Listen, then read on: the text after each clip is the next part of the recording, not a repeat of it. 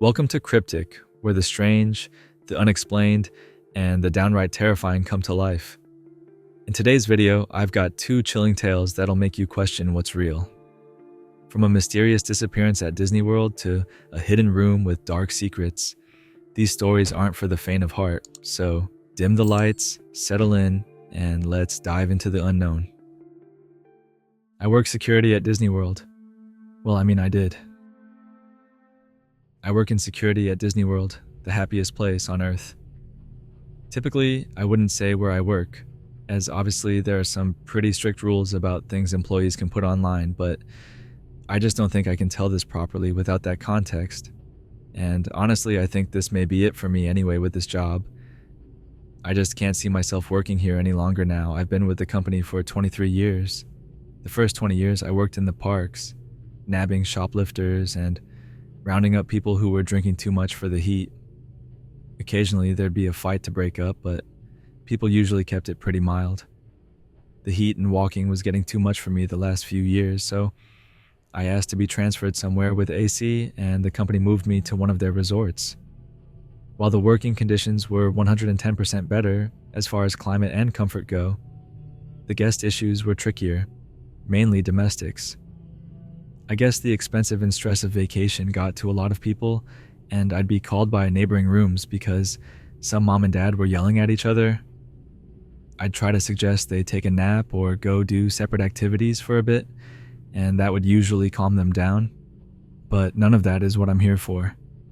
I've got to get this out while I have time. 3 days ago, I got a call from management. Apparently, a couple of days before that, housekeeping had went into a room that should have been turned over that day. Turned over is when one guest leaves by about 11 a.m. and the next guest checks in around 3 p.m. And all of the guests' items were still in the room. Housekeeping made a note of it and moved on. But during the next 2 days when they entered the room, everything was still there and untouched. I went to check it out, and sure enough, there was an empty room full of luggage, clothes, snacks, some toys, everything a family would need for a vacation. The manager had already looked up the previous reservation, and it was for a family. Dad, mom, 2 little kids. I tried to call the phone numbers they had given, but all I got was voicemail. We were a bit stumped, so I made the call that housekeeper could clean the room and take the family's personal items to be held until we got in contact with someone. I went digging into the reservation more. The family had arrived 5 days before housekeeping discovered all of their stuff. I found that the family had paid a parking fee, and their vehicle description was listed. A quick walk of the parking lots, and I had easily located their vehicle, so that ruled out a car accident or them deciding to just leave all their stuff behind. Next, I saw that they had bought a dining plan. This is when a guest prepays for all of their food. They're given a certain number of credits to use for meals. This family had only used 3 credits, and the last one was 2 days after they checked in. It appeared that the day they arrived, they got here late, and probably just stayed on the resort. The next day, they used 2 credits at Epcot. The second park day, they used just 1 credit at Magic Kingdom, and it was at breakfast time. Now at Disney, we have something called Magic Bands. Magic Bands are worn by the guests and act as a room key, park ticket, credit card, dining reservation payment, Fast Pass, a system used to bypass lines, and more. It took some work, but I was finally able to look up this family's Fast Pass history. The day they went to Magic Kingdom, they had breakfast at a restaurant in the park, rode a couple of rides, and then rode their last ride, It's a Small World, around 11 a.m. Then nothing. Finally, it was time to bring in someone else on this. I called an old coworker at Magic Kingdom and asked him to pull security footage for It's a Small World. At the time they wrote it, and I made my way over there. When I got there, my friend was very confused, almost distraught, looking. He showed me what he found. There's usually a camera in the direction of where rides load and unload. The footage showed them scanning their bands to use fast passes for the ride and boarding the ride. The footage from the exit of the ride just showed the other people in their car exiting. They weren't there. Of course, we thought the worst, maybe one of the kids had fallen out, and Mom and dad and the other kid got off in the middle of the ride to help, and they all got injured or killed or stuck in machinery somewhere. So we shut down the ride. Middle of the damn day. Turned off that earworm music and turned up the lights. Me and my buddy walked that ride 3 times before we called in help. Eventually, there was close to 10 cast members searching, and we didn't find shit except for 3 cell phones and a hat. I was right stumped. I've kept digging the past couple of days, and I'm not sure who to tell what I found next to.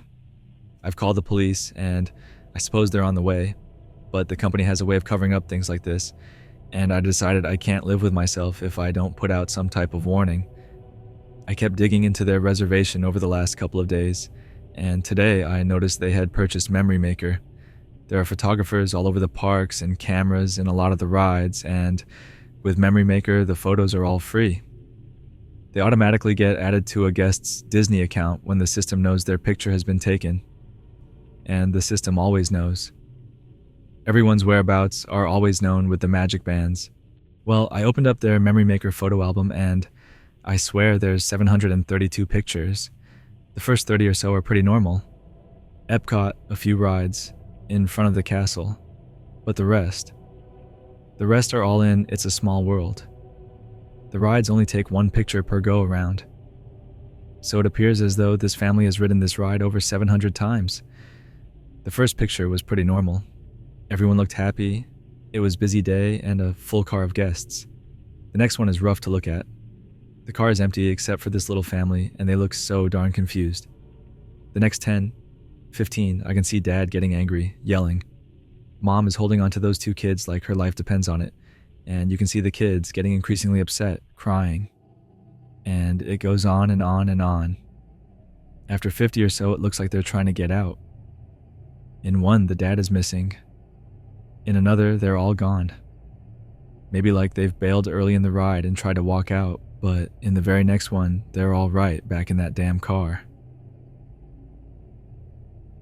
After around 450 or so, I only see the mom and kids.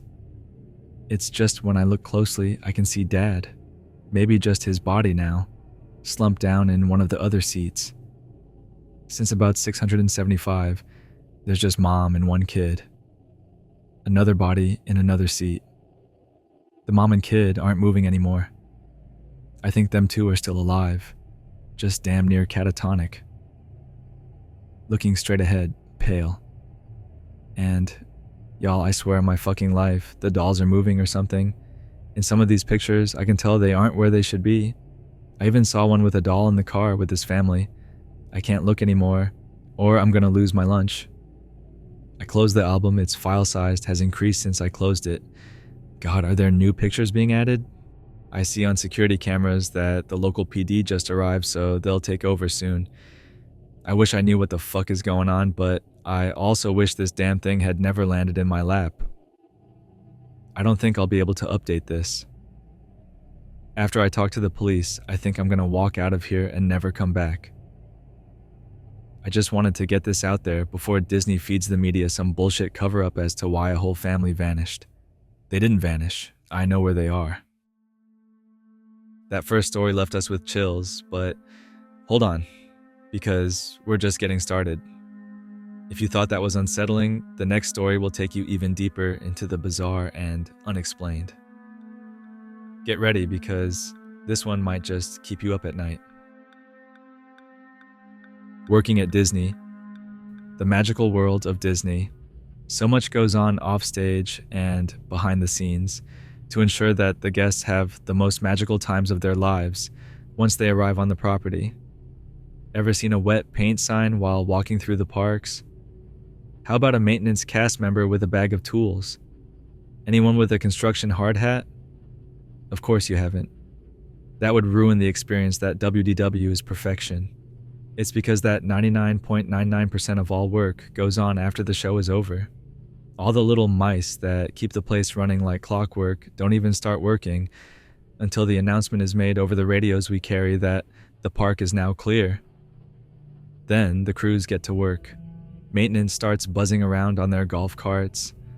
The custodial cast members bring out the large hoses to wash down every inch of the streets we all walk on. and the construction crews are allowed past the security perimeter gates to come in and do whatever needs to be done. That's where my story begins. I've worked construction most of my life. When work dried up north, I moved to Florida, where some of my family had moved over 10 years ago. Naturally, I needed to find a job. I wound up applying for and getting hired by a construction company that shall remain nameless, that literally did almost all of the construction needs for the corporate mouse. I spent 5 or 6 overnights a week at various locations at WDW with coworkers. We weren't employed by Disney, hence we were not cast members, doing whatever our foreman told us what needed to be done. Sweet gig, actually, even though it was very hard work at times. Just think, how many people can truly say they get to ride around Magic Kingdom, Animal Kingdom, etc., in the dead of night, in trucks, golf carts, what have you, while the park is just about empty except for a skeleton crew? For about the first 6 months, I kind of kept to myself except for talking with the crew of the company that I worked for. Then I began noticing how chummy many of the Disney overnight crew was with our staff. Custodians, when working in the same areas as us, would come and talk to the boys as well as the overnight security cast members. I began to slowly get to know many of these folks as well. They, for the most part, were really nice. I got to know many of the night security staff, by face at least, at all 4 parks as well as the resorts. If you didn't know, WDW opened in 1971. It was actually not too uncommon to come across someone who had been a lifer with Disney or knew someone who was. 40 plus years working for the mouse. God bless him. Even my foreman, who, although did not work directly for WDW, was one of these. Boy, did they have some stories to tell to pass the time. As I adjusted more to the job, I began to get more comfortable with the surroundings. The cast members grew more social towards me, and I was able to make my way through the parks without getting lost too. Let me tell you, that is not an easy feat when you first start out working there, especially at night. Although it's not pitch black, there is very minimal lighting, except where we put our floodlights up to do work. Security is only using flashlights or the headlight of their carts to light their ways, and store lights are only on if someone is working in them. Quite eerie, and yet cool at the same time. It's like a totally different place than during operating hours. As a matter of fact, one time when I decided to visit the park as a guest, I couldn't find a ride that I wanted to go on because it looked so different during the day with all the colors, people, sounds, and music. 1 year of working at the place full time, and I had to swallow my stupid pride and go get a map. Ha ha ha, pathetic. Anyway, as I started conversing more and more with the cast members, some of the security staff and I found out that we had a mutual interest in the paranormal. Of course, that would come up in conversation eventually when working graveyard shifts. Haha. I would get to hear stories from them all the time. The famous ghost in the Pirates of the Caribbean ride, the murder-suicide in one of the rooms of a certain resort, the jumping off of terraces at another, ghosts of cast members who passed on that come back and say hi, the spooky occurrences at rides where some unfortunate guest was killed. The stories went on and on. Although fun to hear, I won't lie, it did give the whole property an ominous feel at times that a guest will never get to experience. Even coworkers of mine had stories to tell. Attractions turning on even though the lockout, tag-out system is in place to ensure that they don't. Following someone to a break room and walking in to find no one in there. Of course, the noises and voices when they were working alone. Ghost hunters jackpot. So, several months ago, when arriving at work, the foreman called our team over for a meeting. He announced we would be starting a new assignment in the Magic Kingdom shortly. We would be working on the Seven Dwarves Mine Train ride. This attraction would be opening later in the year. How exciting. Up until now, my crew, since I had started with them, had been doing mundane yet necessary assignments. We had the pleasure of pouring concrete, digging ditches, fixing bathrooms. Good stuff. Now, we were actually going to get to work on an attraction. Imagine me getting to tell my future wife and children that I helped make this as we were writing it. They would be in awe and so proud. The building was already up for the most part, and we going to be working on making it show ready, making a building look like a mine inside and out, fabricating rocks, fixating jewels, the works. When the time came to start this, he had us meet in one of the cast member break rooms inside the attraction. For those that don't know, most if not all attractions have break rooms inside them that the public can't see. A cast member working the ride literally doesn't have to leave it if she doesn't want to, even for a lunch break. He explained the job, who would be doing what each week, and all the normal details. Then he proceeded to tell us that, as per Disney management, we were to all take our lunch breaks at 3 a.m. and to only take it in this particular break room we were in. I thought that was kind of weird. Since my employment with them began, we were never told when and where to take lunch. We used to always stagger our breaks as well so that most of the crew was always working. Whatever, I guess, the mouse paid our bills, and who the hell was I to question it? I was still the rookie, but I will say this. I saw what I was thinking in the eyes of my coworkers as well. We were only a group of 10 guys on this assignment, and we were broken up into groups of 5. One group would work on the outside, and one group on the inside of the attraction. I was in the inside group. It was a pain to work in that thing. Due to the size of the spaces where we had to work, maybe 1 or 2 floodlights would fit in an area where we were working. It gave an effect of staring into a fire in the woods. While working on a wall, it was bright as hell. When you came out of that space, you were as blind as a bat. The first few days, it became a running joke / contest of who tripped on something and broke their ass the most. Each week had to pay for the drinks when we went out together. I paid up twice the first month. Thanks, Disney. I guess you could call me paranoid, but I would never leave my lunch bag in the fridge in the break room. I'm an absolute angry asshole if I get hungry, and after having it stolen once while at Animal Kingdom, I was not going to have it happen again.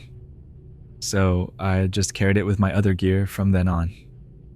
We were working on the opposite side of the attraction from the break room, and it was just about lunchtime. We cleaned up all the possible trip hazards and went on break. When we got to the break room, I realized I had left my bag where we were working. Damn it. There was no way I was spending $8 on a Coke and stupid bear claw from one of Disney's rip-off vending machines. I told the guys I was going to run back and get my bag, so off I went. I was hurrying along because we only get a half hour for lunch, and if we take even a minute longer to get back to our work location, there is hell to pay. And you all know how fast a half hour flies by unless you're working. Trying to make good time, I must have made a wrong turn in all that blackness. My stupid flashlight was in my tool bag. Of course. I was attempting to feel my way around the track when I saw some light coming up ahead of me. They looked like they could be a set of emergency lights, but they were quite dim and flickering. Who cares? Any port in a storm, right? I slowly made my way towards them and began to hear voices, but I couldn't make out any words. There was no one in the attraction other than us, or so we were told. Oh my God. After all the stories I was told, was I finally going to have one of my own? As much as felt the hairs on my neck stand up, I was excited as well. Even though I really like hearing about ghosts, I can't say that I am really, truly afraid of them. I just don't want them in my home. Other than that, I find the idea of them fascinating. I slowly peeked my head around the next corner. I wish to God it was a ghost I saw. It was a large, at least compared to where we were working, open space, and there was a fabricated stone slab made to look like a natural rock formation in the center. 6 figures in suits were around it in a circle. 5 were holding candles, while one was reading off what looked like an old piece of parchment. What he was saying was beyond my knowledge. Not English from what I could hear. Every time the main suit would finish a sentence or two, the others would repeat the last word. As I crouched there amazed, I saw what looked like a flash of yellow and blue stirring from on top of the altar. There was someone on it, a woman. She stirred again, and I thought my eyes were playing tricks on me. It looked like one of those college program kids that get to be friends with the characters, completely dressed as Snow White. She was gagged and bound. What the hell was I seeing? Her eyes were huge and filled with fright. Tears were streaming down her face, making her overly done makeup run. As much as she struggled, she could barely move. The man with the parchment stopped reading. The others all produced some crudely made daggers and made their way to her. 2 of them went to each of her arms, 2 to her legs, and 1 stood at the top of her head. The leader, for lack of a better word, made a gesture with his hands and said one more uncomprehendable word, and the others moved in. The 2 by her arms sliced her arms from mid-bicep down to the wrists. 2 others did the same from mid-thigh to the tops of her feet. The 5th one actually carved what looked like a half moon into her forehead. I stifled a scream and closed my eyes. I could hear muffled screams and smell copper in my nostrils and taste it in the back of my throat. I opened my eyes briefly to see the leader produce a knife, walk over to the altar, and lift poor Snow White's chin up toward him. That's when I turned and ran. I got back to the break room, sprinting through the door. I must have looked half crazed because one of my buddies said, "What the hell happened to you, and where's your lunch bag?" I didn't even answer him. I just stood there. He looked me over one more time and decided to call the foreman over the radio to come talk with me. The foreman came in, took one look at me, and asked if I was feeling okay. I shook my head. He told me to go home for the remainder of my shift. I called out sick the next 3 days. In the comfort of my home, I attempted to rationalize what had happened. It had to be a gag, right? Was it my boys with an elaborate welcome to the crew trick? I mean, God, WW is crammed full of college program kids. Late teens and early 20-year-olds away from home and college, getting paid crap just so they can put Disney on their resumes, just fornicating and causing havoc every chance they get, playing tricks so they can put it on their blogs or Twitter or whatever else stupid things they use to get attention. Had to be. On my first night back to work, I literally had to force myself not to turn my car around at the security gate when the guard opened it for me to enter. When I got to the break room, one of the lifers I worked with was sitting there seemingly waiting for me. He told me to clock in, leave my stuff with him, and go meet the foreman over by the main entrance. I looked at him quizzically since it was pretty far from where the mine was, and it was heavily frowned upon for us non-cast members to be found wandering far from where we were assigned. I stated as such, and he just said, "Go. You'll be with your boss," so it would be his ass and not yours if someone says something. I made my way over to the main entrance and found him under the train station, sitting on one of the benches. He told me to sit. We sat there for about 5 minutes without speaking. He lit up a cigarette, and I did as well. During night shift, you could get away with this if you were careful about it. He asked me what had happened to me the other night. I just shrugged, looked at the newly hosed down ground, and exhaled. He put his hand on my shoulder and said that I was a great coworker.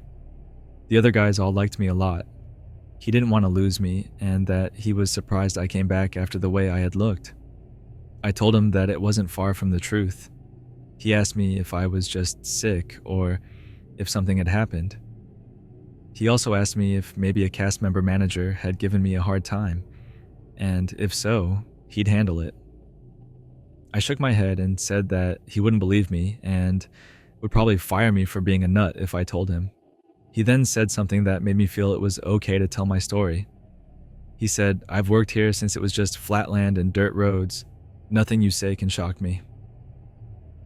I looked up at him Adi in the eyes. When I saw that he was telling the truth, I began to explain everything from the beginning. I ended the story when the other guy told me to come see him.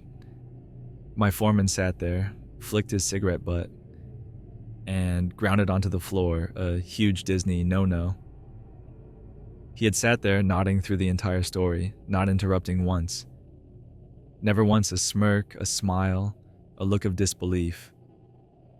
A custodial truck happened to drive by, and when the headlights flashed on us, I had seen that all the blood had seemed to drain from my foreman's face. He breathed in and exhaled once from the mouth. He had the beginnings of tears in his eyes. He finally spoke. What I'm about to tell you, kiddo, not many here have been here long enough to know, and those who do know almost never speak about. It's sort of a taboo subject, and the few that do talk about it are too old to care, or have had one too many scotches. He smiled half-heartedly at this, and I thought maybe he might stop. But he continued, I have lived in this area for almost 80 years. I have barely been out of this state, less times than I can count on one hand. Orlando has only looked this way for a short time. If you could have seen this land in the time I grew up here, you would be amazed. Marshland and orange groves, nothing else. Until Uncle Walt decided this was the spot for his next incredible theme park, there was practically nothing. Humans have been inhabiting this land for a very long time.